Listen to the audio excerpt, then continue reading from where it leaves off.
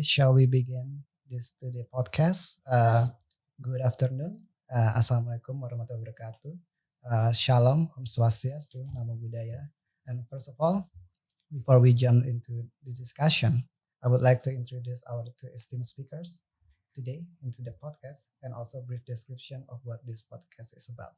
Uh, the first speaker is Professor Dr. Alexander Gonzalez Flor. Good afternoon, Prof. Good afternoon. Magandang hapon. Magandang hapon. Uh, Hopefully my pronunciation is correct. Yes, your pronunciation is Okay.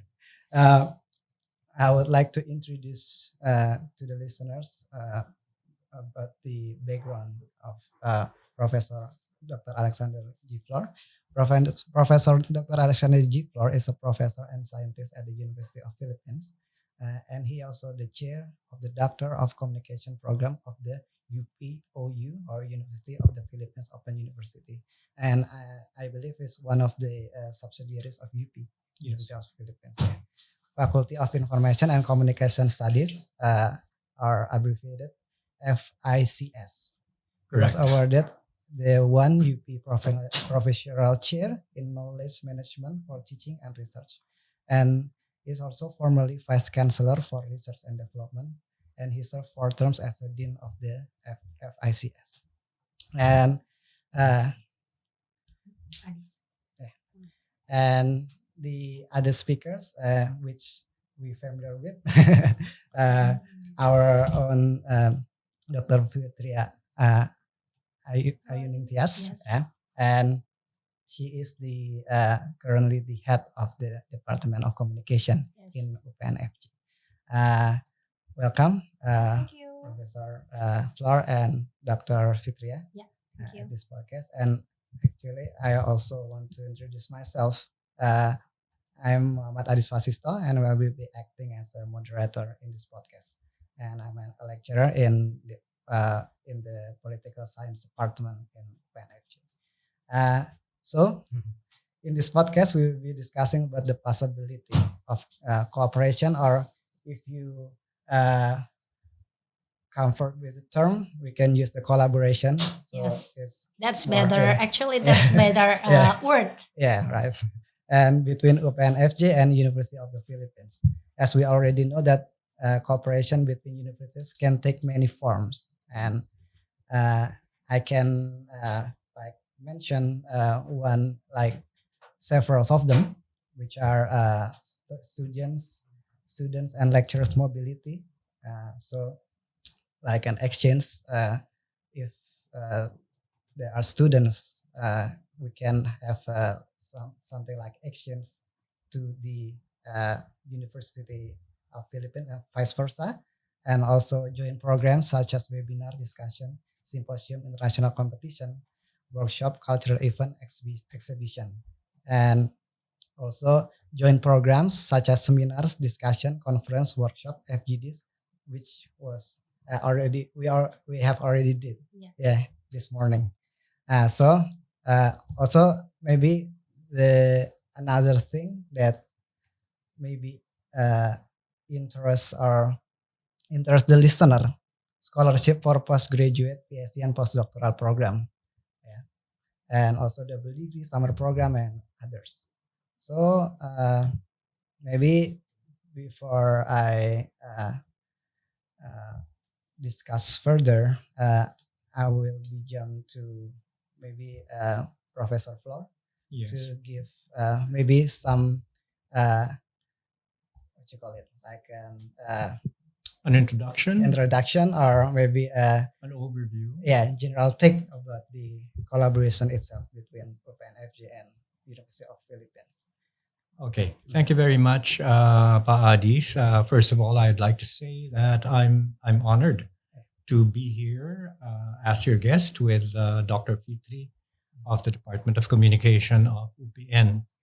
Now, as I mentioned a while ago, I have to make the record straight that I am not here on an official capacity to represent the University of the Philippines, but I could share with you certain insights on how our collaboration of our prospective collaboration may eventually be consummated. Okay, and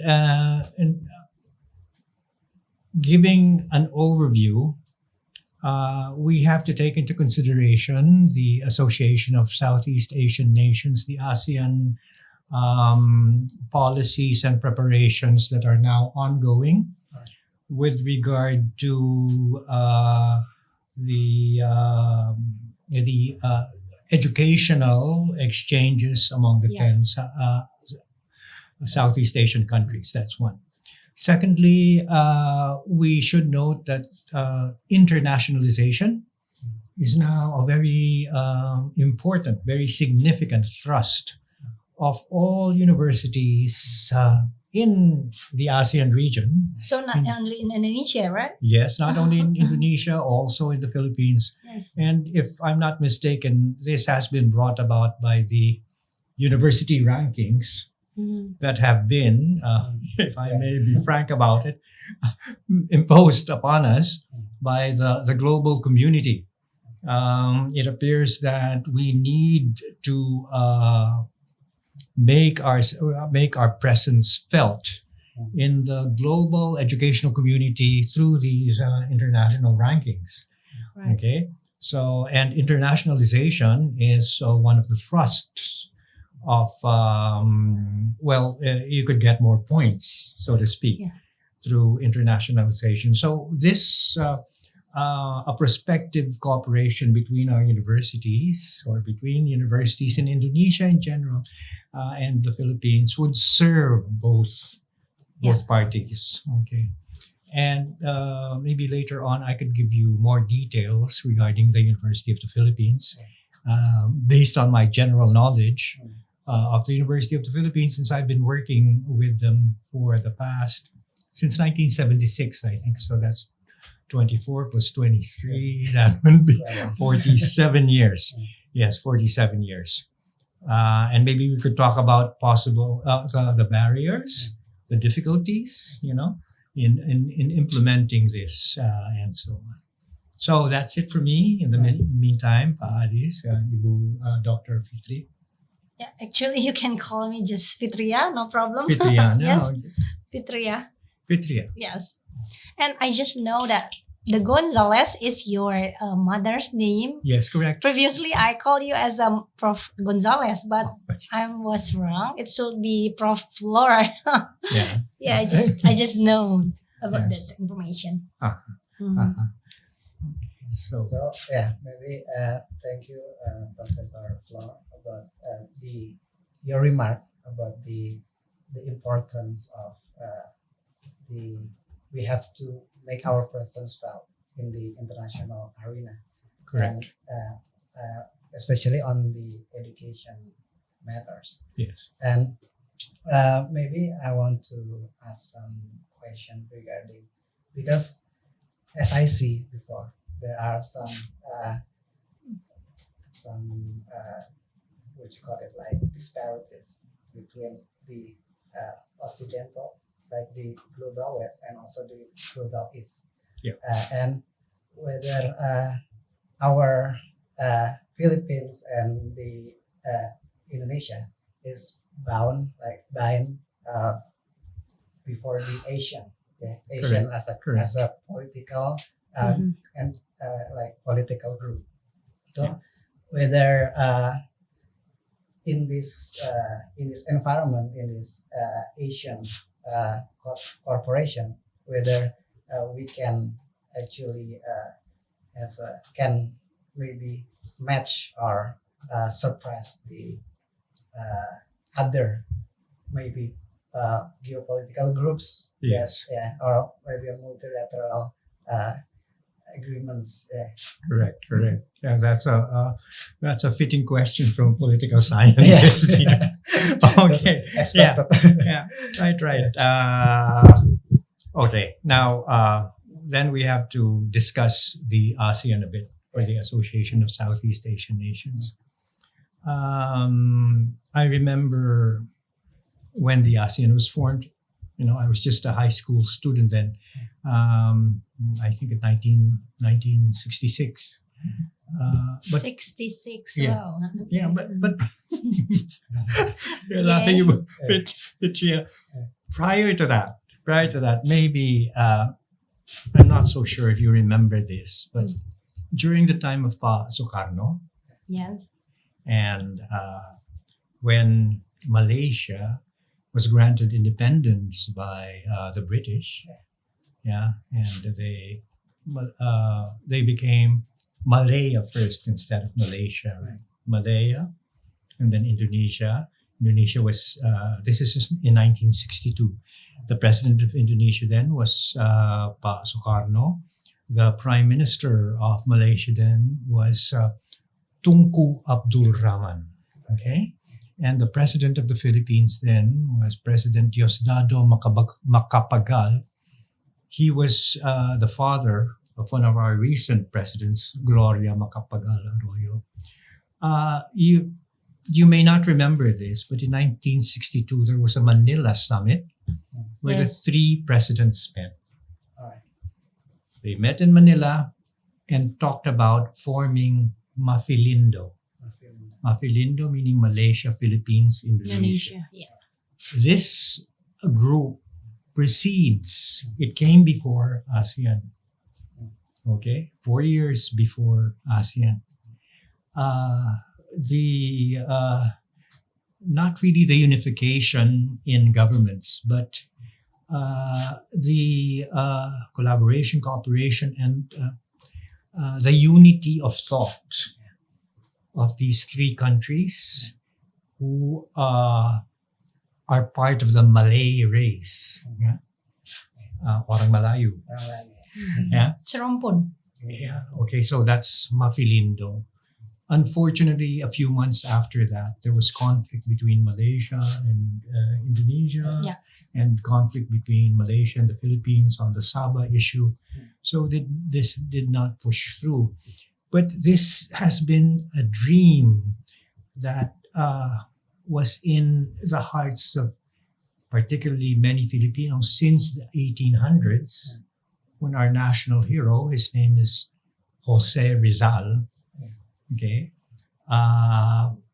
thought of unifying the Malay race, okay, who were then under different countries. The Philippines was under Spain, Indonesia was under the Dutch, Dutch, and yeah, right.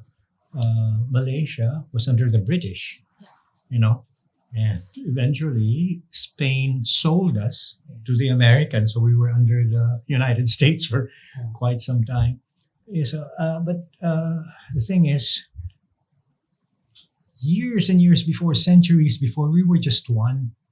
Remember the Srivijayan Empire and the Majapahit empires.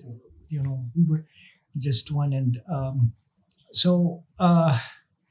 this union, this so-called union, has a precedent.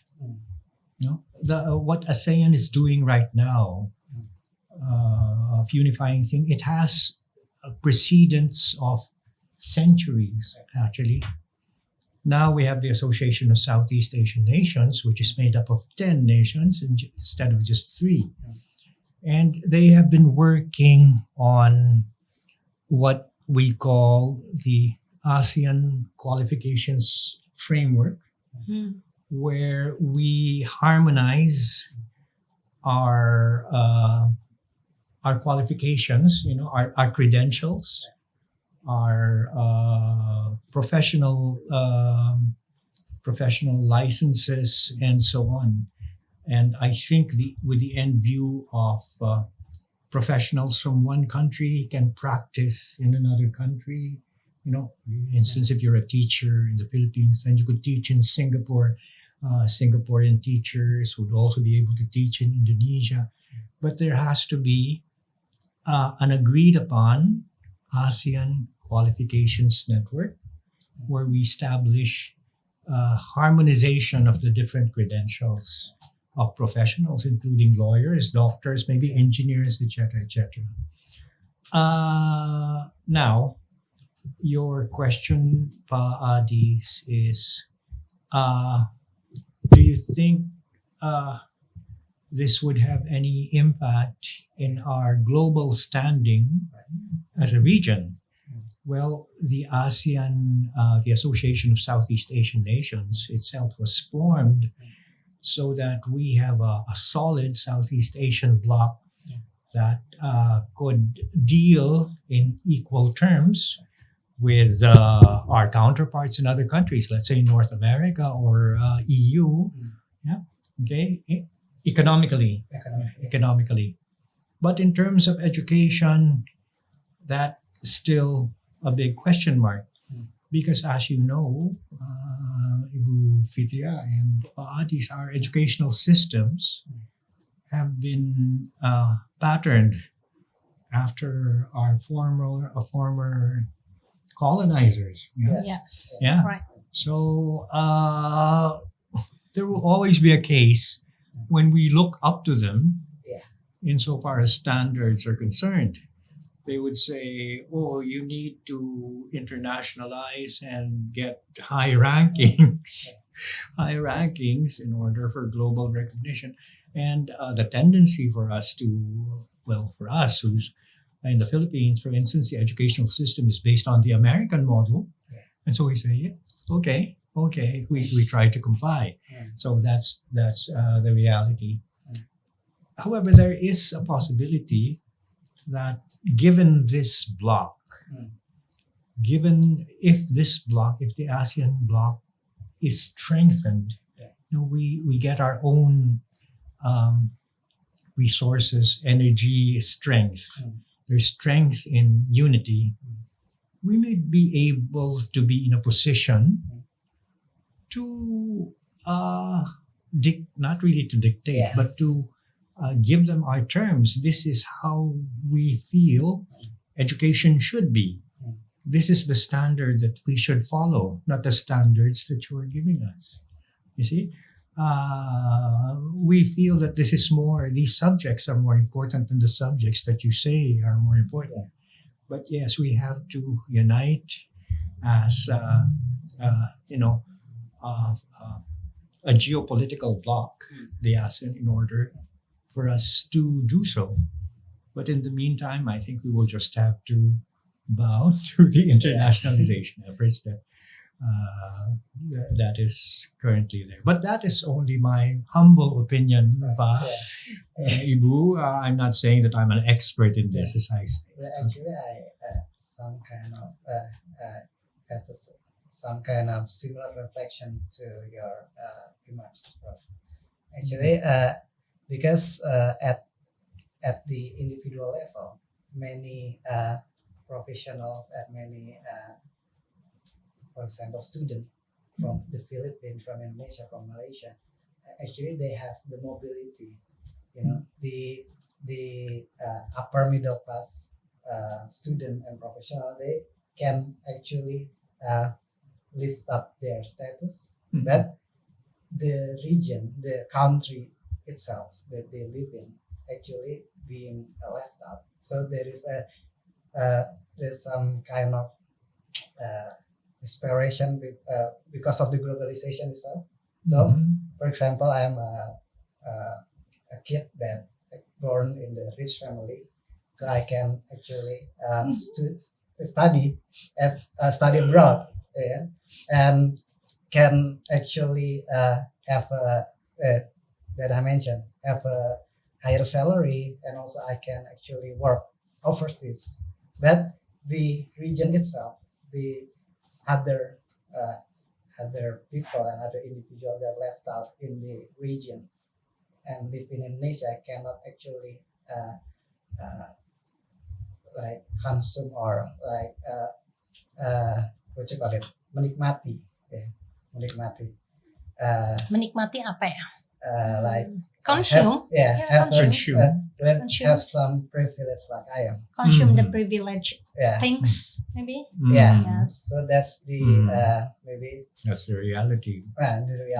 Because the individual can actually make a success, but the country itself is actually being still left out. Yes, But I think it's depend on the person itself, Prof. Yeah.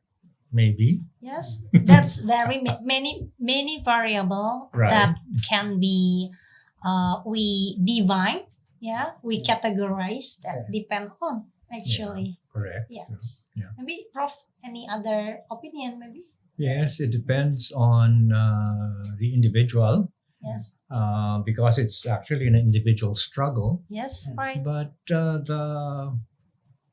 it's like in not in it's like the odds are stacked against you. Yeah. It is more difficult for us Mhm. now as individual countries Mm. to really, I mean, our voice is hardly heard Yes. in the international academic community. Yeah. That's the fundamental problem. Yeah, in terms of supposing even in our publications, okay, and if the international academic community would say that, oh, you have to have publications in Scopus or Web of Science journals, Yeah. and before you could advance, when these standards perhaps may not be appropriate for us. Yeah. For instance, in our case, Ibu Fitria, we are in communication. Specifically in my case, it's komunikasi pembangunan or development communication. I think if we are to impose standards on komunikasi pembangunan, it should be from us who have been practicing it and teaching it for the longest time. Yeah. Instead of maybe standards from Australia or from the United States or from Europe saying this should be the curriculum, this should be the facilities, this should be the standards of quality. Okay. So this is just an example. And again, this is a personal opinion. Yeah. Yeah. But surprisingly, yeah, I just read this news from the newspaper in Indonesia that one person came from the small village we call as a Lombok Yeah. in the north, north of Indonesia. Yeah, Lombok. Yeah, Lombok. Just finished her doctoral degree Mhm. in Harvard University with a very With a distinction. yes Yeah. distinction. That's surprisingly actually because he said as well that he was pengembala, the horse pengembala, what we call in it. The dark horse. Yeah, The dark horse. Yeah. in Lombok, and not believe that he can through this way become a doctoral with a scholarship. Yeah, then Yes. congratulations to this person. He proved Yes. that we, or when I say we, it's orang Malayo, Yeah. we can compete Yes, with them right. in their terms. But we could also definitely surpass if we compete in our terms, not a dark horse, as you say. Yes. Mm. Yes, sir. Actually, your remarks makes me think that the issue that we have been discussing about whether like ASEAN scientists and intellectuals can actually make some, because you mentioned the unity of thought, Mm. because I would like to reflect to some epistemological problem, because we believe that the knowledge is neutral, Mm-mm. but actually in reality there's some bifurcation Yeah, bifurcation. regarding like Western philosophical thought, for example, and Eastern, and how our culture, like our perspective, can actually make that, because your background in the development communication, Correct. yeah. So it is there any space for that kind of characteristic that that actually can make us, when we say us, like the ASEAN and the greater ASEAN, is it proper to develop in that kind of direction? Yes, of course. I could answer you right now. I think this is the way to go. If we strengthen ourselves as an ASEAN bloc, then we would be in a better position to relate with or in the global educational arena. And maybe the first step that we should take is for the Philippines and Indonesia to work together, because ASEAN has been working on this regional national qualifications framework for so long, but there are difficulties. There are difficulties because Indonesia has different standards, the Philippines has different standards, Thailand has different standards, and so it's so difficult to harmonize it. But let the experts at the regional level resolve this. In our case, we could embark in cooperative undertakings. I come from the University of the Philippines. The University of the Philippines was actually established by the Americans in 1908, when we were still a colony of the US. But now the University of the Philippines has 7 campuses, autonomous campuses, which we call constituent units. We have the main constituent unit in Diliman, in Quezon City. That's our capital city. Then we have Los Baños, which is actually the oldest campus. And the campus that I represent is the Open University. It is not we are not really located. Our headquarters are located also in Los Baños, but it's an open university. Seperti Universitas Terbuka. A lot of the activity via online, right? Actually, 100% of our courses, 100% of our programs are done online.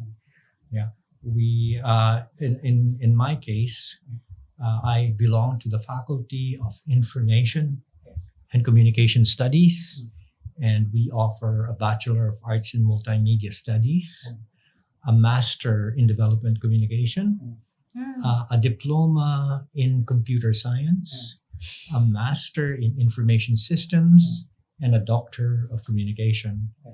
Okay, so Doctor as well. Yeah, a Doctor of Communication program, which is we have alumni from Italy, for instance, who got their degrees from us, from the UP Open University, and I think the Open University has more flexibility in doing collaborations with, for instance, UPN veteran, since we are online. Yeah. Okay, That's so easier and cheaper. Not much expenses in terms of travel, etc., etc. Accommodation. Yeah. But the only thing is we have to work on the credentials and the operationalization. Earlier this afternoon, I have been speaking with Dr. Ana Agustina from Universitas Pancasila. Yeah. And they were proposing maybe we could organize a program wherein their undergraduate students in communication could take 20 units of online courses from our university as part of the internationalization program of Universitas Pancasila. And that could be easily arranged as long as our chancellor agrees, our Yes. vice chancellor for academic affairs, and their president agrees. Then there could be a memorandum of understanding, and it could be implemented easily since no travel is required for the students. Cheaper. Cheaper, and everything can be done online. So even if the student from Indonesia is already working on a part-time basis, And very reciprocal benefit from both sides, right? there's reciprocal benefit from both sides. Our students are able to be exposed in Indonesian culture, but of course we will have to look for English courses offered by Universitas Pancasila. And so we begin with these small steps. We could call it baby steps in order for us to to negotiate in a position of strength, so to speak. Is it possible for us as well to do, for instance, student exchange like we do previously via what we call IISMA or Indonesian International Student Mobility Award, but we arrange directly without through our Ministry of Education, Culture, Research and Technology. Is it possible? Or maybe as a guest lecturers, maybe? Let's talk about student exchange First, Yeah. I believe that the Indonesian government program where they fund student exchange from Indonesia to another country, they require that the student stay. Yes, In for that- minimum 4 until 6 months. Okay. And the selection very strict. That may not be possible with us in the UP Open University because we do our courses online. But I traveled here with Professor Dr. Benhamina Flor, who is with the University of the Philippines, Los Baños. It's a residential campus. Yeah. So their undergraduate degree, Bachelor of Science in Development Communication, could accommodate this arrangement where Indonesian students could, if both parties agree. I'm not saying that they should. If both parties agree, then Indonesian students could spend a semester in Los Baños, 4 to 6 months under the Indonesian government program. Or if the student has enough funds, So arranged by us. it could be done. Or if they do not have enough funds, they could do their one semester at the UP Open University, which doesn't. Actually, we do because of the pandemic, COVID-19 issues Yes. and the global crisis because of the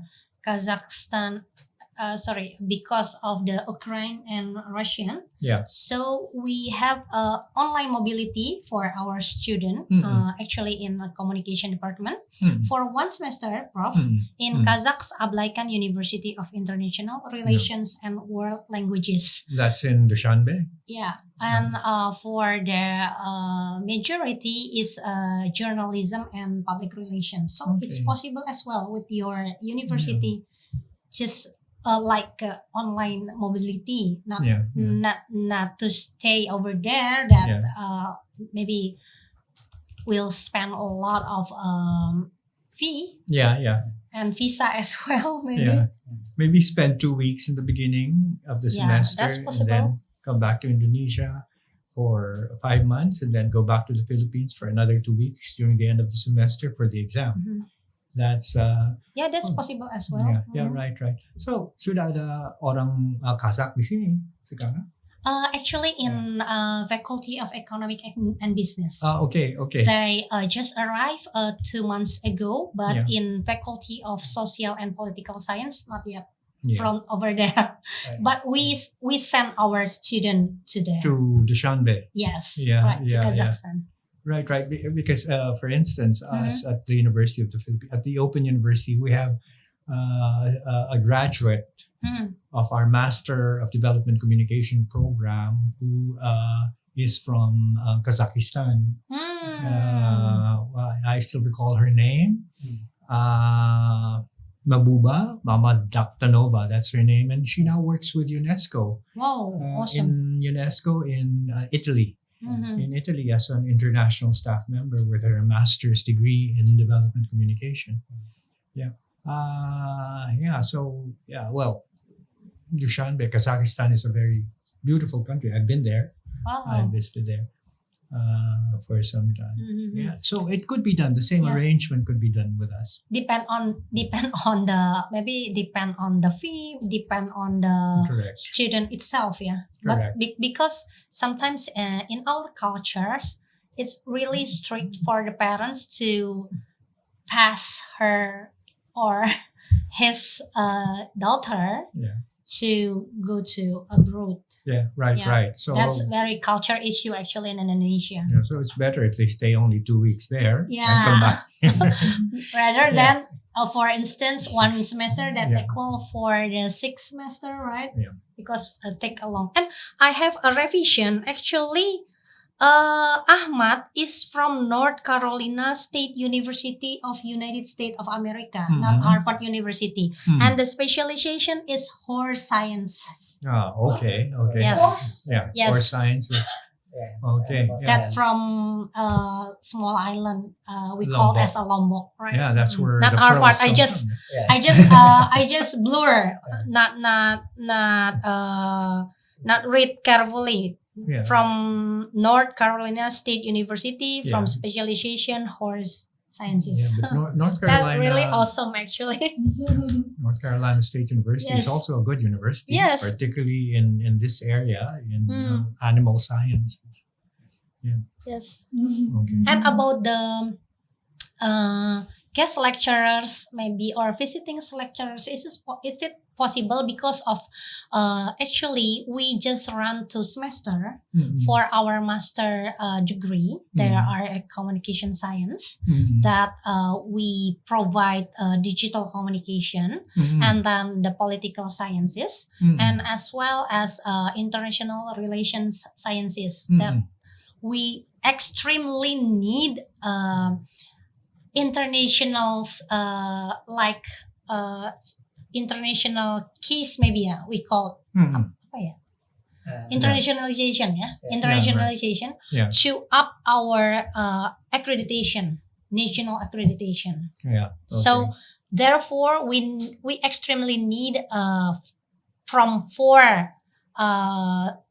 different countries to up our score in yeah.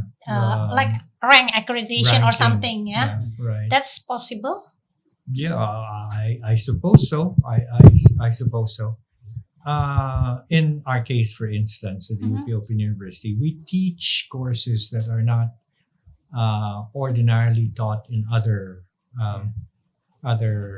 campuses of the University of the Philippines system, because we feel that if you change the delivery system from face to face to online, Mhm. you need to also change the curriculum. The curriculum should be appropriate for online delivery, and also the assessment, the Yeah. exams, and Mhm. it should be appropriate. Now, so our Bachelor of Arts in Multimedia Studies, we have courses such as ICT 4D, Yeah, ICT for development. that very phenomenal issue. ICT actually in Yeah. Indonesia. We have a course such as KM4D, Knowledge Mm. Management for Development, and a course on communication and culture. Mm. Yeah, and there could be exchanges in the faculty between UPN veteran and the University of the Philippines, not only in my campus but also in Dr. Benjamina's campus. The only barrier, I think, the only difficulty would be in the language. Yes. Yeah. Oh, they deliver the Tagalog, not English, or No, English. Oh, They English. deliver in English. I thought then, that Tagalog. Sorry, No, no. Prof. no, our medium of instruction is in English. Mm. But the problem is, how about Yeah. the Indonesian professor Mm. who will be teaching Filipino students? There might be some difficulties in understanding. You know, Yeah. But yeah, that could easily be solved. Yeah. I believe. Yeah. Because actually we have some lecturers that graduated from abroad university. Right. So the barrier of the languages is not Not very. not a big issue, I guess. Not a big issue. Yes. Okay, so I guess Yes. that's fine. Because the Philippine exchange. Tell Yeah. me. How many times do you have left? Uh, Okay. Because I have You have a class. entrusted some question to be asked to you. Oh, okay, Yeah. okay. Go It's ahead, from from Wiswitria department and Tia and no. Junita. Tia Actually, is Tia from science just information. Oh yeah, Just- sorry. Cross to the Science. science information Yeah. department. Yeah. And Mm. actually is touch the about our previous issues about the whether our university and like Asian university can actually develop without any institutional bias, and also about the standard that imposed, because she said that the information science department is actually like I don't know how to explain, but like they derive from the North Carolina. Yeah. University. Right. Yeah. So is this kind of a standard to teach, to transfer the knowledge about this this particular discipline? Actually, can we move beyond all those constraints? Because we can actually develop in our perspective, for example. Okay. If I may answer that, Pa Adis, in the case of computer science and information systems, there is an international standard for the content. Okay. I cannot just recall the curriculum, but computer science or information systems, cybersecurity, and so on and so forth. There is already a standard curriculum for that. Okay. Usually the universities offering these programs need to comply with the standards in order for recognition. Okay, that is the same case with us at the UP Open University. Our diploma in computer science, as well as our masters in information systems, are based on the curriculum that is provided by this international body. Okay, I don't think there is not much leeway or flexibility in information science. But in communication, in komunikasi pa, ini subject niya komunikasi pembangunan, original, Asian, that comes from us, not from any other country. Yes. And it is evolving. Okay, it is evolving. Another example is knowledge management for development. That is actually the progress in terms of content, academic content, is only found in developing countries because this is where you practice it. Right. So I think insofar as curriculum is concerned, in these new courses that are emerging because of the new information and communication environment, we could develop our own based on our own experiences. How can we entrust the development of such a curriculum from somebody from Harvard University who has no experience in the development sector, who has not worked with marginalized communities, who has not worked in post-conflict situations? I would trust the expert or the educator who has first-hand experience in this to put together a curriculum as well as learning activities for this. So my answer is for information systems, for computer science, maybe not so much flexible, unless of course we offer an alternative. Instead of just ICT, we say ICT 4D. So that changes the entire content, Yeah. So this is how I think we could approach this issue. Yes, thank you very much, Prof. That's the actually the answer that I expected. To. And actually, there is already 2 o'clock. Yeah. Past 3 minutes. So We went overtime. maybe we can just end the session. Is it okay? All right. Unfortunately, because personally, I want to discuss so much more. with Yeah, that's really Prof. interesting Prof. Flor and also conversation. Dr. Fitria. Has been a pleasant discussion, and maybe I think I gonna close this today podcast. And thank you, and it's been a pleasure, Professor. Thank you very Yeah, much, thank you. Prof. Yes, That's it was a really pleasure. honor for Yeah, me. yeah, it was a pleasure likewise. It's an honor for me. Thank you, Yes. Ibu Fitria and Pak Adi. for Actually, this in opportunity. Indonesia, for the younger, we call as emas and mbak, Yes. or teteh Yeah. or aa. Yeah. No. Bapak and ibu is for the older. Yeah, but I'm orang Solo. Oh, yeah. No, I spent 1 year in Solo in Yes. 1980. That- Actually, I was like take my bachelor's degree in Jogja. In Jogja. Yeah, And yeah. so my So, family come from Jogja. Iya, Yeah, okay. monggo. Near. Iso bahasa Jawa tuh, Bro. Bisa bahasa Jawa. Siti-siti. City. Ah. All I know is matur nuwun. Oh. Instead of permisi, pareng, kulunun.